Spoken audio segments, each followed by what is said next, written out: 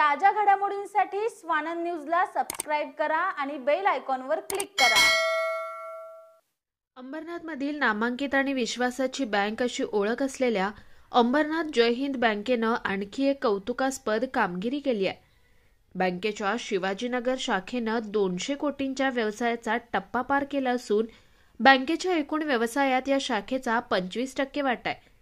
अंबरनाथ जय हिंद बँकेनं यंदाच्या आर्थिक वर्षात 1000 कोटींच्या व्यवसायाचं उद्दिष्ट ठेवलंय, तर शिवाजीनगर शाखेनं 250 कोटी रुपयांचं उद्दिष्ट ठेवलंय।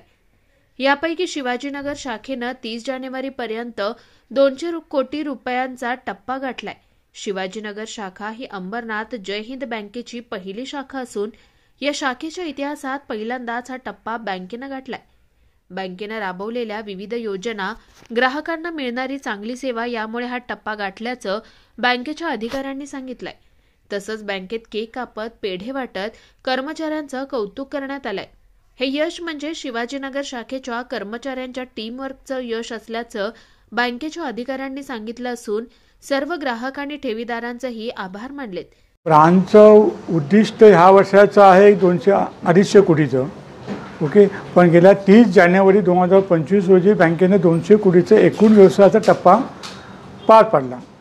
ओके, आणि बँकेचा विचार केला तर बँकेने 950 कोटीचा टप्पा पार केलेला आहे एकूण व्यवसाय। आणि बँकेचं ह्या वर्षीचं उद्दिष्ट 1000 कोटीचं आहे, एकूण व्यवसायाचं उद्दिष्ट 1000 कोटीचं आहे। त्यामुळे ह्या बँकेचं कॉन्ट्रीब्युशन 25% जवळजवळ आहे एकूण बँकेच्या एकूण व्यवसायामध्ये। शिवाजीनगर बँकेचं कॉन्ट्रीब्युशन 25% आहे आणि ही फार आनंदाची गोष्ट आहे। आणि आम्ही ह्या निमित्ताने संचालक मंडळ आणि सर्व कर्मचारी, भागधारकांचे तसेच ठेवीदारांचे आम्ही फार मनपूर्वक अभिनंदन करतो आणि त्यांचं आभार मानतो। निखिल चव्हाण, स्वानंद मीडिया, अंबरनाथ। ताज्या घडामोडींसाठी स्वानंद न्यूजला सबस्क्राइब करा आणि बेल आयकॉनवर क्लिक करा।